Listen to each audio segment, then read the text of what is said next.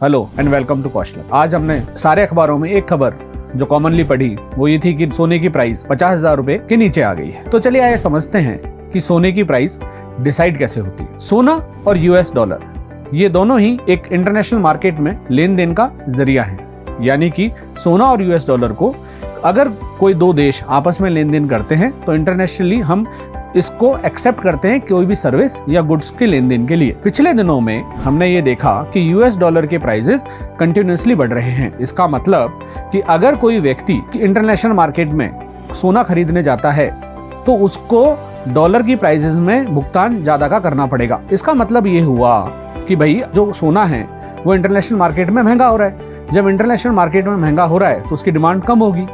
यहाँ पे अब हम ये समझते हैं कि किसी भी कमोडिटी की प्राइस डिसाइड कैसे होती है।